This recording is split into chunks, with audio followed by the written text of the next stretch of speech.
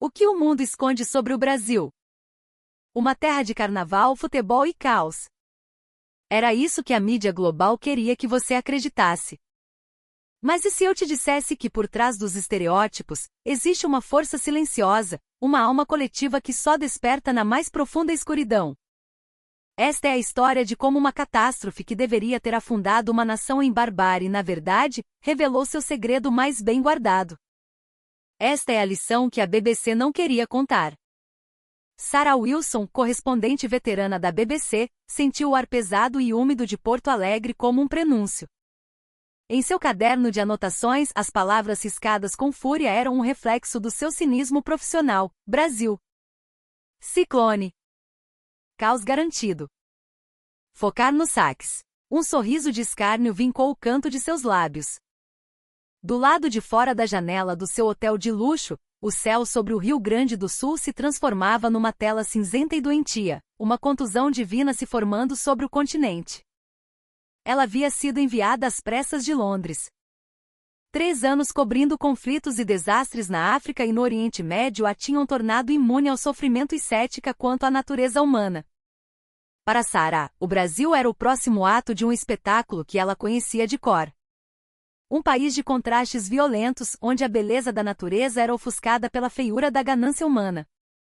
A pauta era clara, enviada pelo seu editor, Jack, em letras garrafais: foco no drama humano. Conflito. Desespero. A tempestade, um ciclone extratropical de proporções bíblicas que os meteorologistas apelidaram de A Fúria, estava se formando no Atlântico Sul, uma besta giratória pronta para devorar a costa. Para Sarah, não era apenas um desastre natural, era a oportunidade de ouro para validar sua tese. Mais uma grande matéria vindo aí, pensou, enquanto a lembrança de um furacão em Nova Orleans anos antes invadia sua mente. Ela se lembrava das imagens de pessoas arrombando lojas, brigando por garrafas de água, a fina camada de civilização se desfazendo em questão de horas. E o Brasil, com sua reputação de violência e desigualdade, certamente ofereceria um espetáculo ainda mais cru. Aqui eles nem vão esperar a água baixar para começar a roubar uns aos outros, murmurou para si mesma, ajustando o foco de sua câmera. O celular vibrou. Uma mensagem de Jack, de Londres. Sarah, pronta para o show? Queremos imagens de impacto. Quero o colapso, a anarquia. A verdadeira face da humanidade quando as luzes se apagam. Pode deixar, ela respondeu com a confiança de quem já sabia o final do filme. A face do desespero em terras brasileiras. Conheço bem esse roteiro. Na tarde de 24 de setembro, os primeiros ventos da fúria chegaram, não como uma brisa, mas como um soco. Sarah escolheu um ponto estratégico em uma pequena cidade no Vale do Taquari, uma região de colonização alemã e italiana que, em sua mente, tornaria a decadência ainda mais poética. O vento já era tão forte que mal a deixava em pé. Ela se agarrou a um poste e começou sua primeira transmissão ao vivo para o mundo. Aqui é Sarah Wilson, diretamente do sul do Brasil, onde o ciclone Fúria está prestes a tocar o solo. A velocidade do vento neste momento já é apocalíptica, ultrapassando 150 km por hora. Vejam atrás de mim, as árvores centenárias desta praça estão sendo arrancadas como se fossem palitos de dente. Ela habilmente angulou a câmera para fazer um galho quebrado de uma araucária parecer uma árvore inteira que havia sido partida ao meio, amplificando o drama. Nesse momento, um senhor de bigode farto, usando uma bombacha gaúcha encharcada e um chapéu firmemente preso à cabeça, correu em sua direção, lutando contra o vento.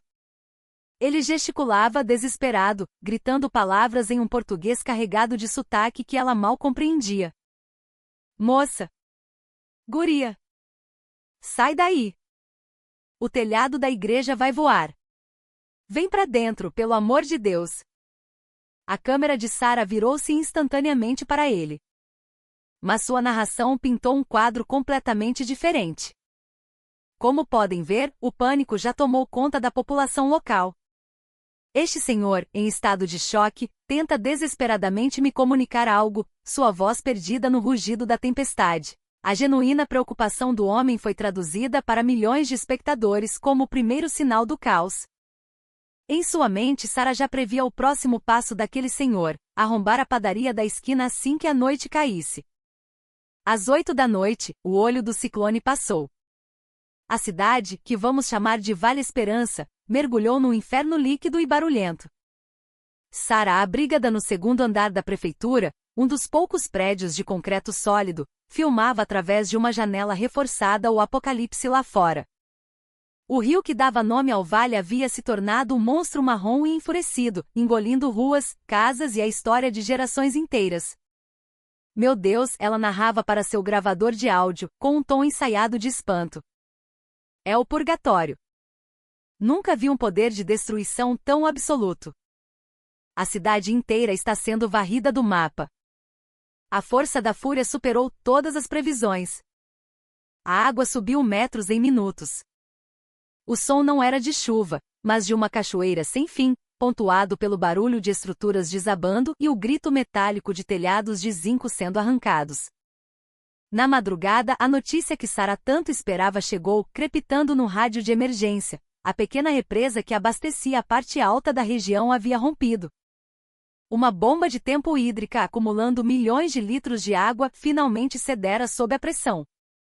Uma muralha de água, lama, árvores e destroços estava descendo a serra, uma avalanche líquida em direção ao que restava do vale. É agora! Sara saltou da cadeira improvisada, a adrenalina percorrendo suas veias como eletricidade. Era isso. Esse era o grande evento. Ela imediatamente ligou para um contato local, um cinegrafista freelancer que havia contratado. Júlio, preciso que você vá para a base da serra. Agora. Quero as primeiras imagens da onda de detritos. Chefe, a senhora tá maluca? A voz de Júlio, do outro lado da linha, era quase inaudível em meio ao barulho. Sair agora é suicídio. As estradas não existem mais. É tudo rio. Esse é o ponto, Júlio. A voz de Sara era fria e implacável. Quanto maior o desastre, maior a notícia. Não se esqueça do seu contrato. O pagamento é em dólar. Mas ela logo descobriria que havia subestimado a fúria da natureza e superestimado o poder do dinheiro. Ninguém, nenhum motorista, nenhum jornalista local, nenhum louco varrido aceitou se arriscar naquela escuridão diluviana. Todo o vale se tornará uma ilha isolada, prisioneira da água. Bando de covardes, ela praguejou, frustrada, enquanto observava a chuva incessante açoitar a janela. Por um lado, sentia um medo primitivo da força que a cercava. Por outro, a fera de sua ambição profissional rugia, impaciente para ver o banquete de miséria humana que a manhã seguinte certamente traria. Ao amanhecer de 25 de setembro, a chuva diminuiu para uma garoa persistente. A ilha de devastação emergiu sob a primeira luz do dia. Sara foi uma das primeiras a sair. Ela precisava capturar as imagens mais cruas, mais viscerais da natureza humana em seu ponto mais baixo, antes que qualquer ajuda oficial pudesse chegar e estragar a cena. O cenário era exatamente como ela imaginara, um caos de lama e destroços. Carros virados, árvores bloqueando ruas, casas reduzidas a pilhas de madeira molhada. Mas algo estava estranho. Já havia pessoas nas ruas, cobertas de barro dos pés à cabeça. E elas não estavam pilhando. Estavam trabalhando. Desobstruindo caminhos com as próprias mãos, verificando os vizinhos, gritando nomes por cima dos escombros. Cedo demais, Sara pensou, um pouco desapontada. Em sua experiência, a organização comunitária, se é que acontecia, só começava dias depois, liderada por equipes de resgate. Aquelas pessoas claramente agiam por conta própria. Ela continuou andando, com a água lamacenta batendo em seus joelhos. E então ela viu a oportunidade perfeita. A padaria Pão do Vale, um estabelecimento de esquina, teve sua grande vitrine de vidro estilhaçada. Pães, doces e pacotes de mantimentos estavam expostos, caídos no chão enlameado, uma tentação irresistível para os desesperados. É aqui seu coração acelerou. Ela montou a câmera discretamente atrás de um carro virado. Pela sua experiência, não demoraria para que os famintos e oportunistas aparecessem. A vitrine quebrada era o palco ideal para a peça que ela viera dirigir, a peça sobre a ganância humana. Ela estava pronta para registrar o lado feio do Brasil e garantir a manchete de abertura do jornal. Ela esperou. 10 minutos. 20. Meia hora. O que ela viu a deixou perplexa. O primeiro a chegar foi um homem de meia idade, provavelmente o dono, seu rosto uma máscara de desespero ao ver o trabalho de uma vida destruído. Mas logo atrás dele vieram os vizinhos. Uma mulher com um rodo. Um jovem com uma caixa de ferramentas. Outro com tábuas de madeira. Eles não traziam sacolas para carregar mercadorias, traziam ferramentas para consertar. Deixa seu Antônio, o senhor senta ali e descansa. A gente cuida disso, disse um homem com aparência de mecânico, já começando a remover os cacos de vidro maiores. Não, não precisa, gente. Eu me viro. Obrigado, gaguejou o dono da padaria com os olhos marejados. Que não precisa, o quê? Somos vizinhos pra quê? Na desgraça, um ajuda o outro. É a lei daqui, retrucou uma senhora, que já começava a varrer a lama para fora do estabelecimento. O que mais chocou Sara foi que outras pessoas, meros passantes que vadiavam pela rua alagada, paravam. Não para olhar, muito menos para pegar algo. Eles simplesmente se juntavam ao grupo. Um homem ajudava a levantar um balcão virado. Um adolescente começava a empilhar os sacos de farinha que ainda podiam ser salvos. Uma moça, vendo a cena, correu para sua casa e voltou minutos depois com uma garrafa térmica de café quente, distribuindo em pequenos copos de plástico para todos. Isso não está certo, Sara sussurrou para a lente da câmera. Seu roteiro, meticulosamente planejado em sua mente, havia sido rasgado e jogado na lama. Inconformada, ela decidiu ir para o epicentro da tragédia, onde a represa havia rompido. Ela sabia que lá, o sofrimento seria maior, e com o sofrimento, a moralidade certamente se esvairia. Ela chegou a uma área que antes era um bairro residencial. Agora era um campo de morte e lama. Dezenas de casas haviam sido simplesmente apagadas do mapa. A visão era desoladora. Agora sim, pensou ela. Aqui, a lei da selva deve prevalecer. Ela ergueu a câmera como um predador farejando sua presa. Mas o que ela viu mais uma vez desafiou todas as suas expectativas. Uma multidão de pessoas, a maioria civis, estava espalhada pelo mar de lama. Eles não estavam procurando por bens para saquear. Estavam cavando. Com pás, com enxadas com as próprias mãos. Formavam correntes humanas para passar baldes de detritos, procurando por sobreviventes. Eram os heróis anônimos, como diziam os rádios locais. Gente comum de cidades vizinhas que não foram tão atingidas. Agricultores, empresários, estudantes. Eles haviam formado comboios de caminhonetes 4x4, tratores e até jet skis, chegando muito antes de qualquer ajuda governamental. Uma cena em particular prendeu sua atenção. Um grupo de gaúchos montava uma estrutura improvisada. Em minutos, um fogo crepitava e enormes espetos de churrasco foram colocados sobre as brasas. Ao lado, em panelões gigantescos, cozinhava um carreteiro fumegante. Eram donos de restaurantes e churrascarias da região. Haviam fechado seus estabelecimentos e trazido todo o seu estoque para alimentar, de graça, as equipes de resgate e os desabrigados. Ei, pessoal! Saiu rango quente! Venham comer para pegar força! Gritava um homem corpulento com um avental sujo de fuligem e um sorriso cansado. As pessoas faziam uma fila ordenada. Ninguém furava. Ninguém pegava mais do que o necessário. Alguns até diziam, obrigado, mas eu comi uma bolacha agora há pouco. Deixa para quem tá cavando. O telefone satelital de Sara tocou, um som alienígena naquele ambiente. Era Jack. Sara? Cadê as imagens? As brigas? A polícia tentando conter os saques? A CNN está mostrando imagens aéreas da inundação. Precisamos de gente. Precisamos de conflito. Sara hesitou, olhando para a fila ordeira do churrasco solidário. Eu ainda estou procurando, Jack.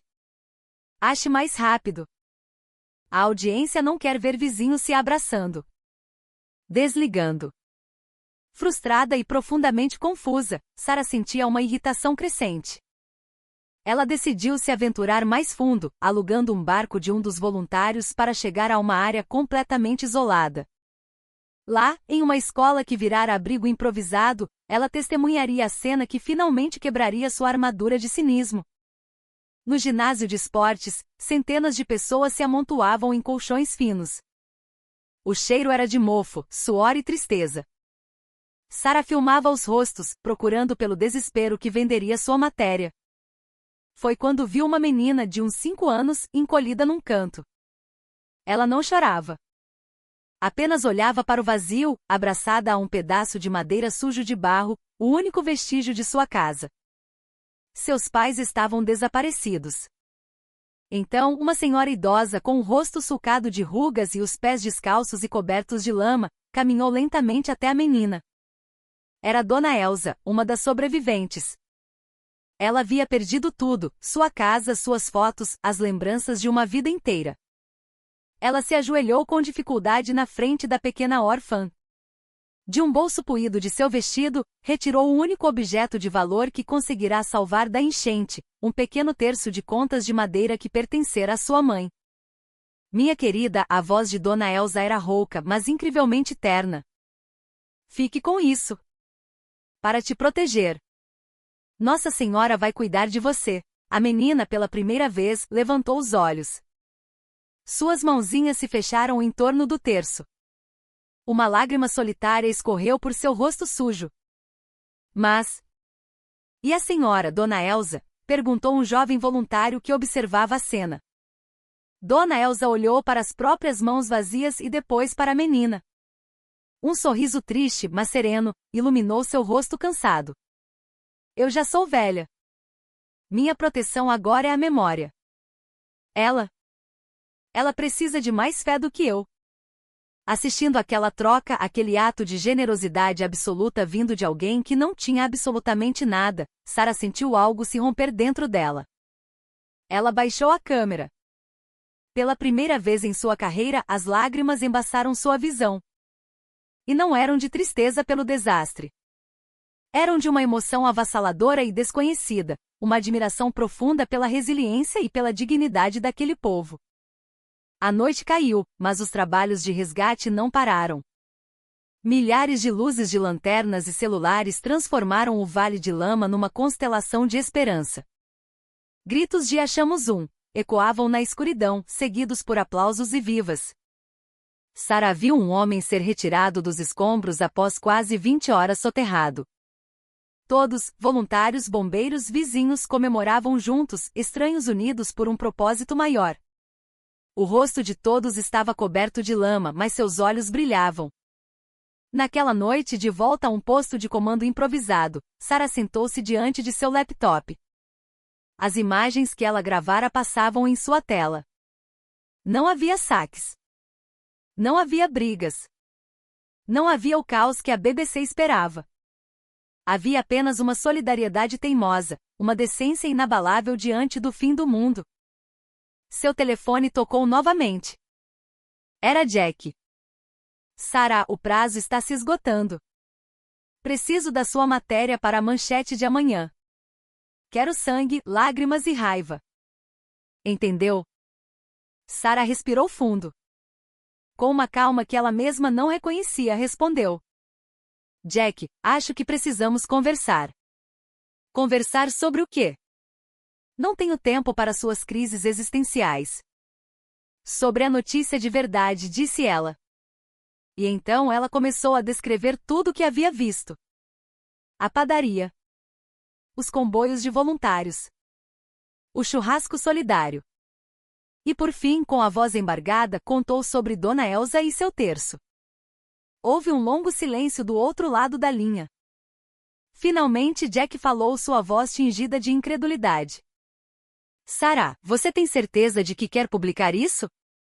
Isso não é notícia, é um conto de fadas.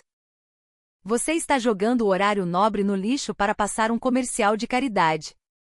Mas é a verdade, Jack, a voz dela era baixa, mas firme.